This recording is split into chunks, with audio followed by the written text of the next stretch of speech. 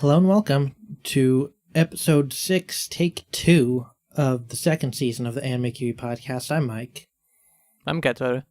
And last week's episode, Reaper ate it.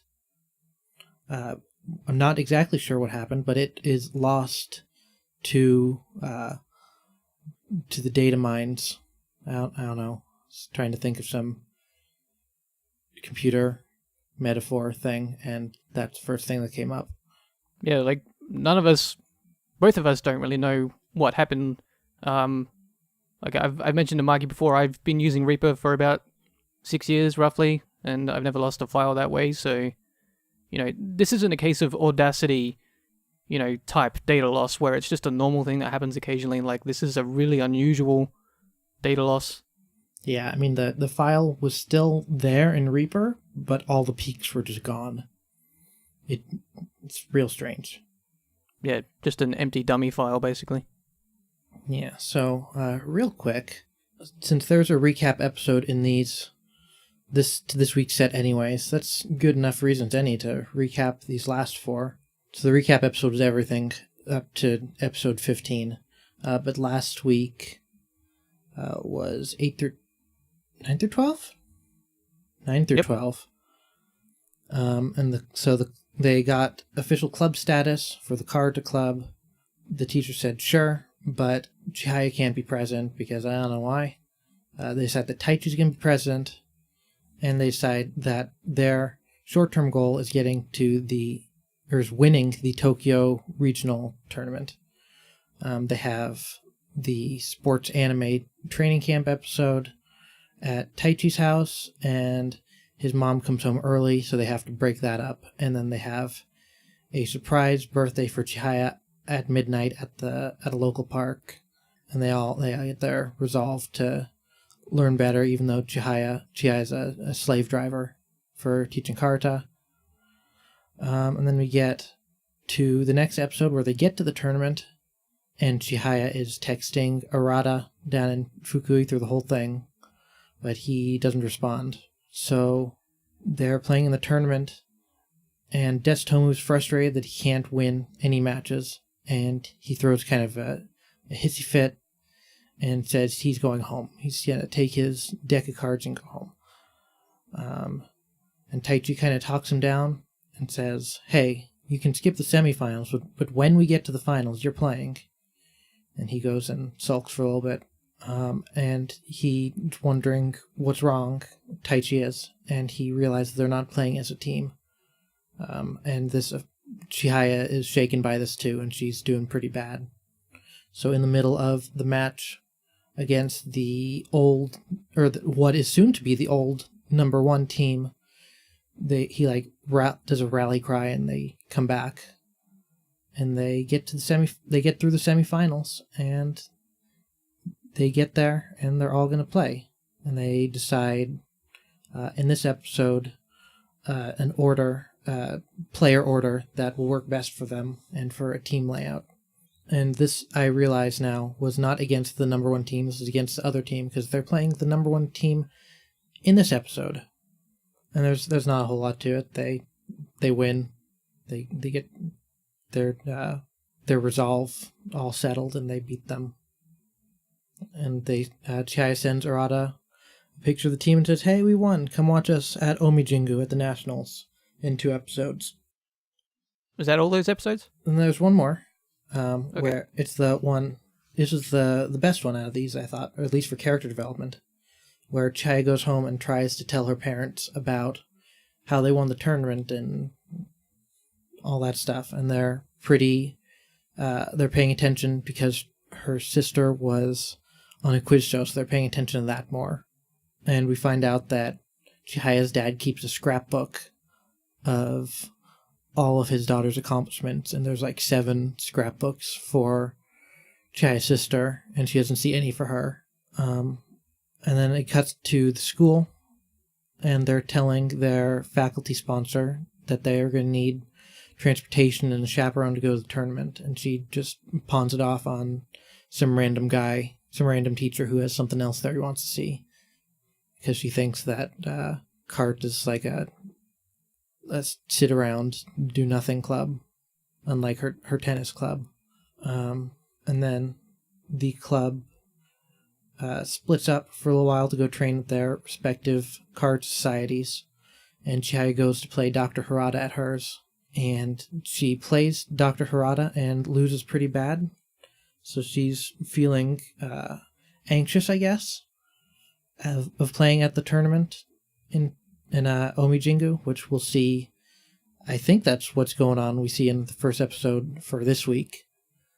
But Taichi says not to worry too much because they have intel on the competitors from one of their opponents from the former first place team.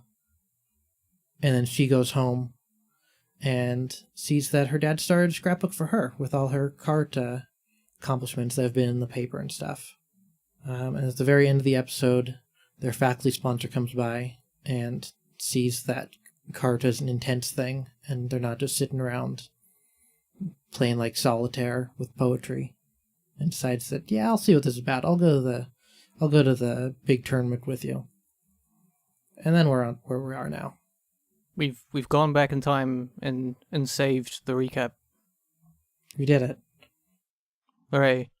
Imagine that we talked about Doom for like 15 minutes in there. It was pretty good. You just have to picture it in your mind. We're talking about how good it is. Yeah, we had some celebrity guests. Who are some of those guests we had, Dodar? We had Miley Cyrus. And Miley Cyrus. We had... big Doom fan. Big Doom fan. I didn't know that. Her favorite level was it level 5 of Final Doom, which is interesting choice. But I thought she said E4 M2 in Doom 1. You know, I don't know. She's a strange person, you know? Yeah, weird levels to pick. I've always thought the 4th episode of Doom 1 was kind of weak. Yeah. Who else did we have? We had the Prime Minister of Australia. Oh yeah, and we also had the President of the United States, and they played some original Doom Land Deathmatch, which is a strange choice considering this is an audio-only podcast. But, you know, they run their countries, so who are we to say? Like, for some reason, the Australian Prime Minister, like, hates the new Doom, and for his transgression, I murdered him. He's the one who eats onions, right? No. He's the, Who's the one who eats onions? The one who eats onions was ousted by the current Liberal government for being a shit Prime Minister. Okay, but he was Australia. Sure. Okay. The current one is just a boring, lame white guy. I was just worried that I got the wrong country. Well, you know, eventually everyone eats an onion. Yeah, but not everyone eats them like they're apples. Maybe Moore's Law, like... Wait, is that the right law? Murphy's Law, you know. Eventually you're gonna need an onion. It's the law of the universe. That's definitely Murphy's Law. Eventually you're gonna eat a raw onion like an apple. Yep, makes you think. But yeah, that was that episode. You aired some problems with the series you're having that I'm sure you'll air this time as well. Yeah, I guess the crux of my argument is that it's so melodramatic that it constantly has to one-up itself. So, you know, like, if you're pegged at, like, a volume of 10, you know, there's not much room to go from there. It's kind of... The show doesn't have much dynamics, I guess, was my point. Oh, that's kind of how sports anime are. It's pretty... Plot-wise, it's pretty typical for sports anime. Yeah, I guess my one thing that I kept repeating in that episode that's gone is that I just want them to dial it down a bit, you know? Mm-hmm. Just dial it down a little bit. Like, I'm not asking for the show to change entirely, but just kind of pull it back. One thing this show is doing that doesn't really happen with me with other sports anime is I find myself actually really liking all the characters now, instead of just the bit ones. Well, I've absolutely no experience with other sports anime, so this is my first exposure, and I think the one recurring thing that is kind of weird to me and kind of funny is that most of the male characters are just complete assholes in this show. But they get better in their own ways. Yeah. Because, like, Pseudo, the kind of creepo mean dude from the regional tournament, was in the tournament, the national tournament, and he kind of was poking out of his mean weirdo shell to try and make Chihaya do her best. Yeah, still kind of a weirdo mean guy though. Yeah, but he was trying. They have their ways that they try and encourage each other. I think something else that was bothering me that I mentioned in the Dead episode is that like, you know, the character development is mostly just the characters going, "Oh, I was acting like an asshole, maybe I shouldn't do that."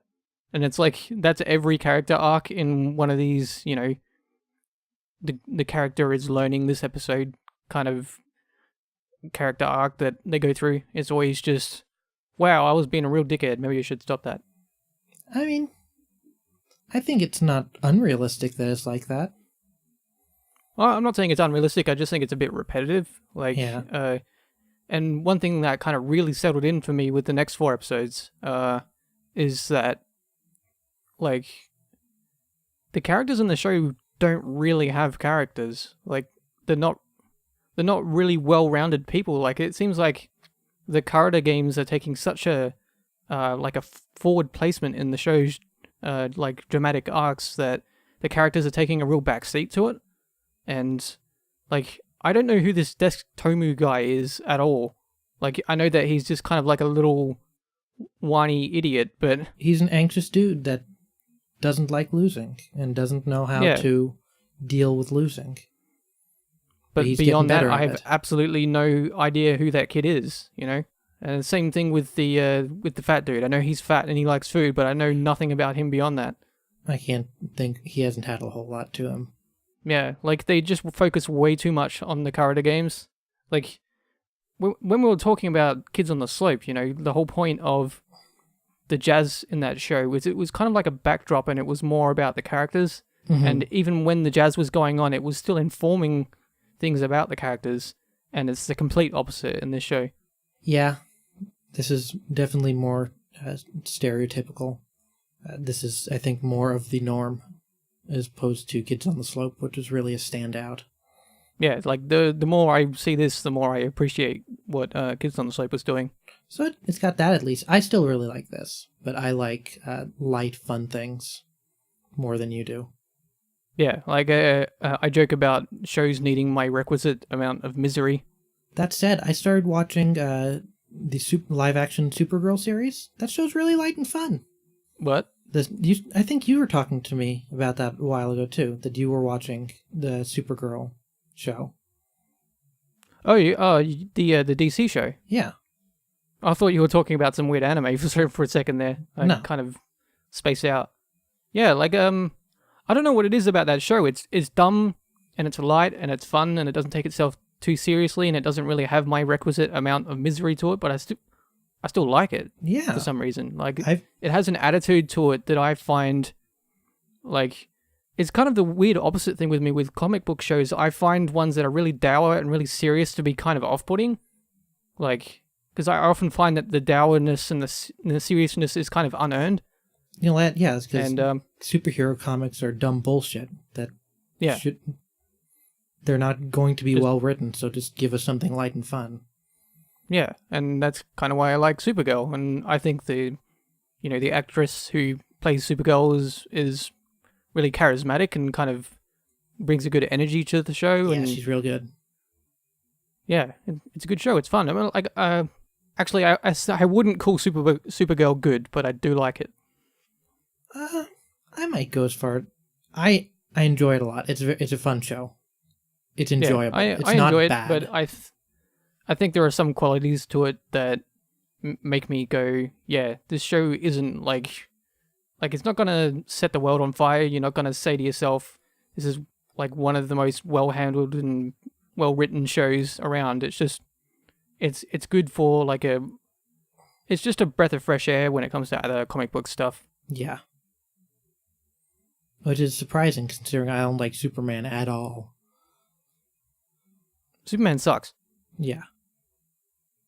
I'm sure there's a good Superman story out there somewhere, but I haven't read it. But I don't really like superhero comics in general. Yeah, me neither. I've joked about in the past, like, the way that comic books like to show you they're getting serious and that shit has gotten real is for a female character to get raped, and that's like which is really sad and kind of fucked up. But it's like it's a reoccurring thing. It happens all the time, and I think it's fucking terrible, and it's one of the reasons why I hate comics. Yeah, I mean, I tried reading some superhero comics recently. Like, I tried very hard to like them. Like, no, this is garbage. These suck. Yep. It all sucks. And I went and read some superior Japanese manga. That was a good weeaboo endpoint to that point there. Also, I think Western comics, the art's ugly as fuck. I hate it. It's overdone. Really over-designed. Yeah. But yeah, I think that kind of summarizes the dead episode. Yeah. So, I mean, there's not a whole lot to summarize for these, I don't think. So they get to Omijingu, and Chihaya is... I'm not 100% sure. I think it's like she's super anxious about it. I think that's what was going on. And she had a panic attack. Was that how you read that? I don't know. Like, you can see that when she bows at the shrine, she has like a weird moment of, like, I think it's just one of those cases of sometimes you get sick and it doesn't last for a long time. Yeah.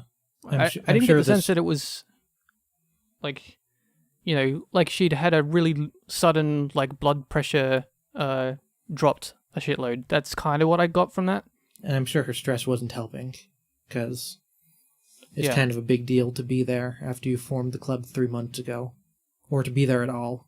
You see that Queen character walk past her on the steps, and like I kind of in my headcanon, and I was kind of thinking about what if she walked past with like a needle and injected her or something, and that's why she got sick.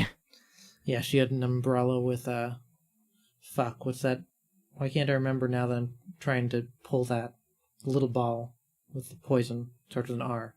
Oh, ricin. Ricin, there we go. Yeah, she pulled the spy trick. She's a new Chihaya now. Yeah, that's a real weird story. Ricin's scary stuff. Yeah, fucking tiny amount of it can kill you. And there's no cure, I think, still? Yeah, pretty sure. And you can, you know, you can download ways to make it with household objects, which is kind of the scary part. Yeah. But anyway, so Chihaya's not feeling good. And Arata's on his way there. And while he's on his way, we see his flashback that's the whole story of his grandpa. And we see his grandpa's stroke, and then he loses control of his right side. And he's still trying to play karate. Then he has a relapse, and he's starting to set into dementia. And then we see him just kind of super not lucid, and Arata's taking care of him.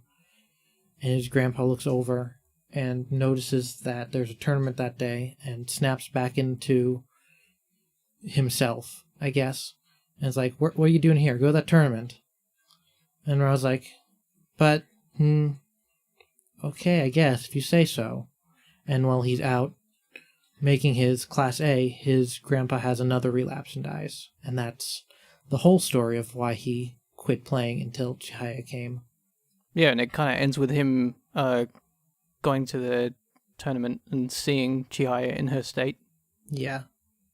It was a little bookend moment there. It was a sad flashback. I actually wanted to mention that I think, and I'm not sure if you agree, I think this is the best episode in the series so far. Yeah. I think the way that they handled the flashback, and it kind of molded in with the tournament stuff, I thought was actually really well done. Yeah, and like, yeah, I the like grandpa, this like, yeah, like the whole, they talk about it in one of the earlier episodes, I forget which one it was, but that he quit because he was at a tournament when his grandpa died. Yeah, and I remember you were like, "Oh, yeah, sure, we could tell that." Yeah, but the way that they actually explain that happened in this episode is actually really smart and good. Like, people with dementia suddenly snapping into lucidness and having a moment where their old self actually happens, you know? And that explaining why, you know, he thought it was okay to go to that tournament, even if, like, he's a dumb kid. He wouldn't know that that's a normal thing for people in dementia to do that. Mm-hmm. And there's he no might have reason, thought that he's... There's no reason Yeah, to he think might have thought that that that's he's... the end. He might have thought that his grandpa was snapping back to normal and he can go do that stuff and not have to worry about it, but, which is entirely not the case. Yeah.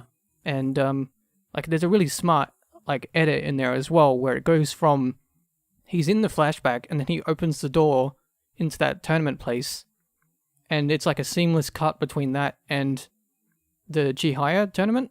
Mm-hmm. There's some really good Like, cuts. and- They were like, I don't want to talk like super highly of it, Yeah. because while it was good, it was not up to completely the reference I'm about to make, whereas it's almost taking a page out of Satoshi Kon's book. Yeah, it is very Satoshi Kon editing. Matching scene transition, they call it. But, yeah, it very much his editing style, and I thought it was... They've done an edit like that in the past. I think one of the episodes where, like, somebody tears a piece of paper and it kind of... And the tear kind of edits into the next cut, Mm-hmm. which I thought was really cool. And that's, it's not, the fact that the show doesn't do that sort of stuff more often It is has kind it, of a bummer. it has Because it- when they do it has do it it, in it actually... there. Yeah, it has its moments. But anyway, so it's going back and forth between the present day and this flashback pretty seamlessly. Yeah, it's good stuff. And then Arata gets to Omijingu right as Chihaya, just in time to see Chihaya passing out. And Taichi calls a timeout and passes Chihaya off to Arata. And Chihaya obviously forfeits because she is unconscious. And then it's basically a time skip into where she wakes up. And they come in and say how Desutomu won 2 matches in a row. And they got all the way to the playoffs for losing to a really good team. But not to worry, because tomorrow is the individual tournament, which is the big shit. Anything else about this episode? I thought it was sort of strange that they kind of de-emphasized the team tournament in favor of the singles tournaments. So I guess that's my only negative criticism of that episode. Yeah, I guess. I mean, they had a lot of stuff about the team tournament, and I think the main narrative is about Chihaya becoming queen eventually, because the comic starts in media res with her in a queen match, I think, as the queen, maybe. Do the whole show them the How you got there. show them the end of Act 2 and then cut back to the beginning thing. Yeah, because also the comic is still going, so I'm pretty sure we're not going to see her become the queen in this or the second season, which we're not going to watch. I might watch it on my own. We're not watching it for the podcast. Wait, so the comic's still going, isn't that like... That'd be years going. It would have been going, right? If I can... Where are you, keyboard? Chihayafuru, Wikipedia... 2007. Almost 10 years. Jesus, that's a long time. It is... B-Love. I don't recognize this magazine. It is... Is it weekly? I am unsure if it is weekly or monthly. I couldn't tell you if it's a weekly or monthly comic. Is it kind of like one of those magazines that publishes a bunch of short stories? Oh, yeah, that was kind of I like a more popular in the periodical. past. A periodical, you mean? Yeah, it's kind of weird that That's how comics are done, or are initially released in Japan. They'll be in a big magazine with several other comics that are released that on some sort of schedule. used to be more popular in English-speaking countries. I guess like that's how a lot of writers got their start. But There's still some pretty popular periodicals for fiction. Like there are a few, there's 2 or 3 mystery and sci-fi ones out there that are, I think, quarterly. Yeah, I just mean that they're not quite as big as they used to be, I guess. Yeah. I thought about Like, subscribing to a sci-fi one for a while. Stories in there are usually pretty decent. I think like I might be wrong about this, but I think writers like Charles Dickens, for example, got parts of their books published in like periodical type things. And the newspaper, I think, back then too. Yeah, so that was used to be how writers got big breaks, kind of through that sort of stuff. Mm. Apparently, if you get accepted to a periodical, they don't pay terribly. It's usually per word. Yeah, I would definitely take that kind of work. Yeah. I don't think my writing is strong enough to do that, so I don't. Not with that attitude. But anyways, we're in the individual tournament now. So the different classes, they go from, I get Class A, yeah, because the Queen's in Class A. Class A all the way down to Class D, which is where Kana and Destomo are. Fatty and Taichi are in B, and Chihaya is in A. So we learn how they do the matchup. Just looks like random, from what I can tell. I don't know. It might be seeded. But the mean kid from the top school is here to play in the individuals and tells Chihaya about the queen, who is the youngest queen in history, and also a first year in high school, which is, you have 4 years in high school over there, right? 5. 5? Okay, so Japanese high school is 10 through 12. So just so you know. Middle school is 7 through 9. Yeah, high school here is 8 through 12. Okay, that's something I didn't know at all. That's interesting. Yeah, like high schools tend to be pretty massive in Australia. Lots of people. Okay. Over here it's 9 through 12. 4 years. Interesting. So let's see. He tells her about the queen and tells her that she is playing the other Class A from his school. So they play their match. Chad's playing some random person. And the queen is done way before her match is done. She makes mistakes trying to play fast so she can watch the queen's match. But after that match, she goes and finds out that the queen won by 24 cards, which means her opponent took 1.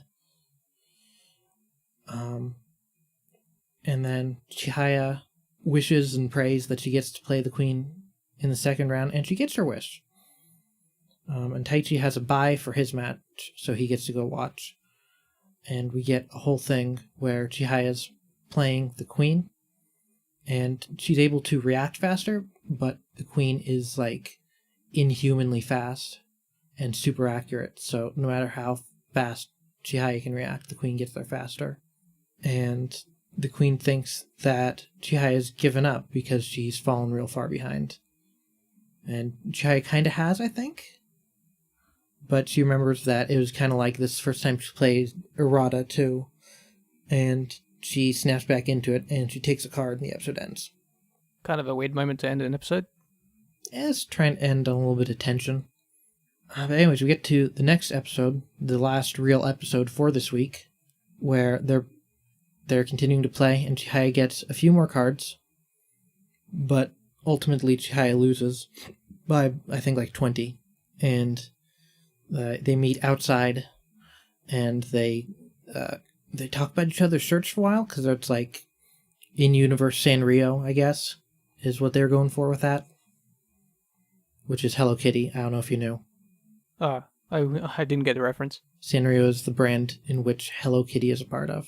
There's a little frog thing, and Gudetama, which is the egg. The lazy egg. I think kind of an important element to that episode as well is that even though that Chihaya lost by a lot, the queen is super duper pissed off that she was even able to take as many cards as she was. Yeah, and she's basically resolved to say, hey, if we ever play again, you're not getting even one card, ever. I'm going to destroy you. And we see her just kind of, I guess shadow boxing is the best term to use for it. Shadow karateing to try and get faster. Meanwhile, Chihaya realizes that accuracy is a big one of her problems, and she says, I need to improve that if I'm going to take more than 5 cards from her next time. But then we get to the final for Class A, and it's the Queen and Creepy Mean Kid, and she beats him they're pretty decently matched, which means that Chihaya definitely can get that far too, since she beat him probably. And then we get to go watch Taichi's last match in Class B, and he is having trouble processing his strats because he's super tired, and he's kind of losing place of where all the cards are.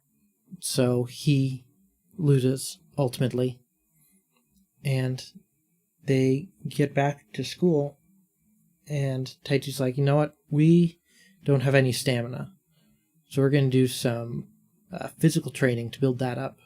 And then theirs ends with, at their school, with them doing a long run. And somebody's like, what club's that? And somebody's like, the Kart Club. And you're like, what? And then it cuts over to Arata, who is rejoining his old kart society.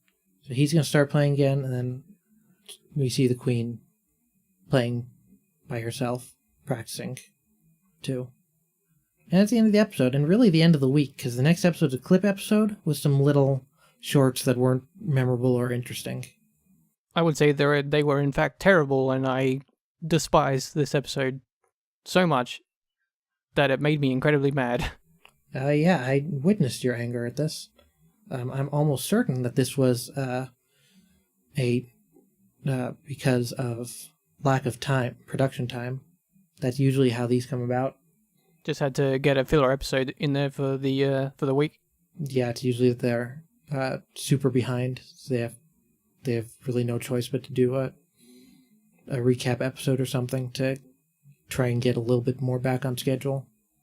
I ended up playing the episode back at double speed and then just skipping the recap points to hit the parts of the episode that are new. Little side story things. Yeah, the little side story things, and the fact that, you know, that I even had to do that was making me mad, because the little inserted bits are terrible and I hated them.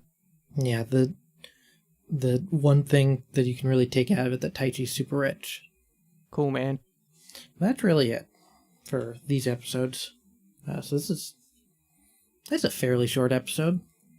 But yeah, I think we got through all the important bits there. Yeah, do you have anything else to say about these? I think the show is improving very slightly, and I'm despising it not quite as much, but the clip episode certainly did not help. Ruffled my feathers a bit. I was going to do a thing where we have you offer up your high points for these 4 episodes, but we already did that, because that came up naturally. I like to offer my high points. I don't want to just shit on a show unceremoniously.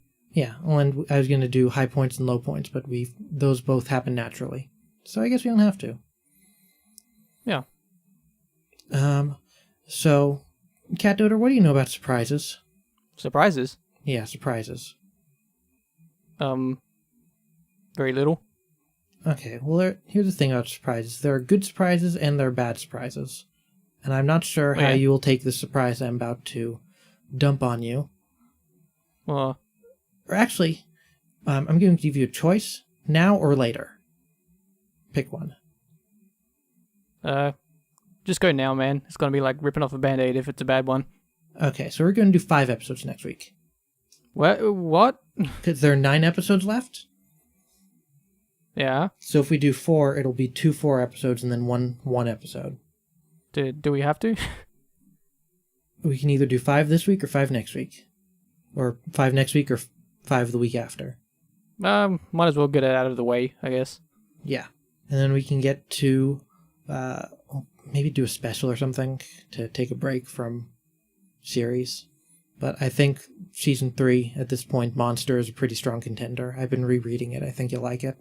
Yeah, I'll try anything, I guess. It's a psychological thriller. It's fucked up. I do like me some thrillers. It's very good. I like it a lot. I'm enjoying it as much now as I did the first time I read it. And it does not have a super anime art style either. Maybe, the stuff you like when you're a kid isn't always garbage. Yeah, I think I read it in high school. So that's something if I liked it then and it's still good, I guess. I don't know. I liked Final Fantasy VII a lot when I was in high school, and that game does not hold up. No, it's not good. It's very bad, actually. Yep. 9 is... I like 9 still. 9 is actually surprisingly well written.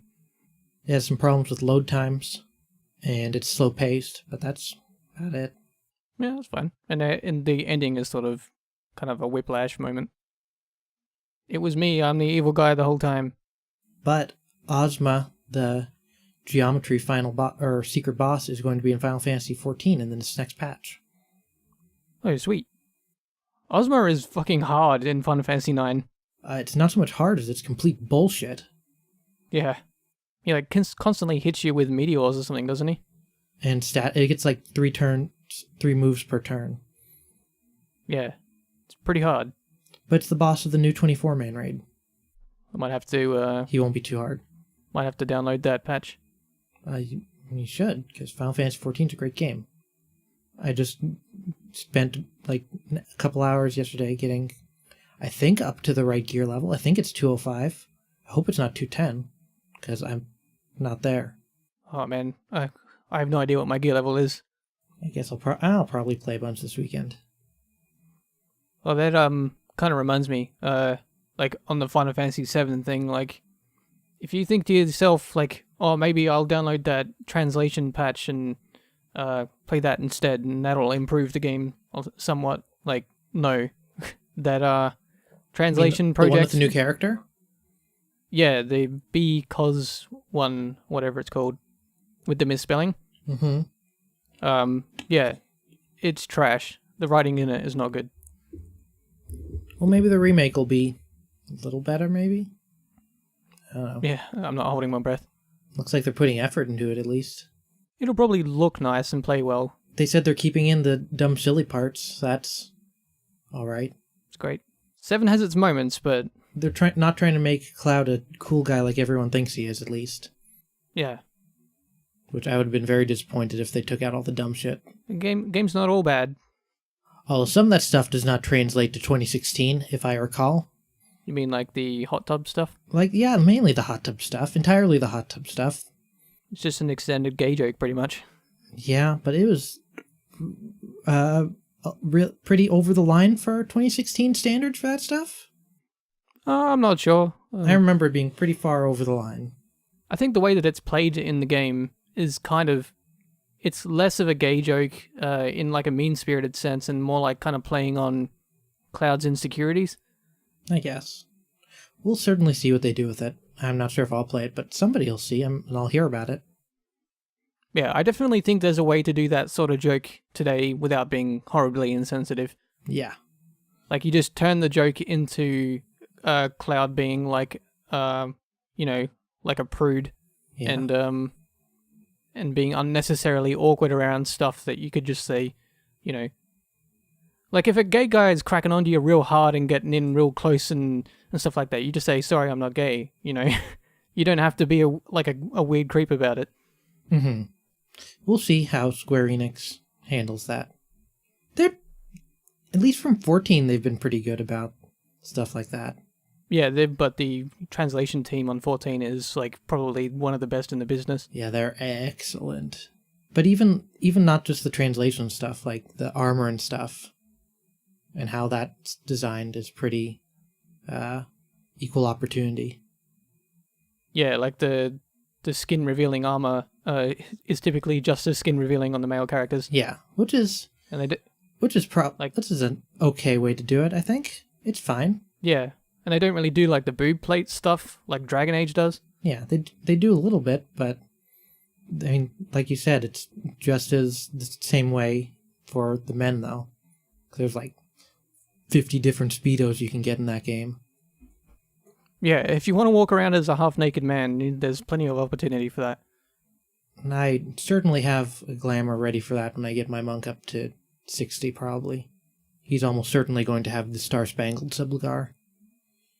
And I think there's something like a luchador mask in there somewhere. It sounds hot.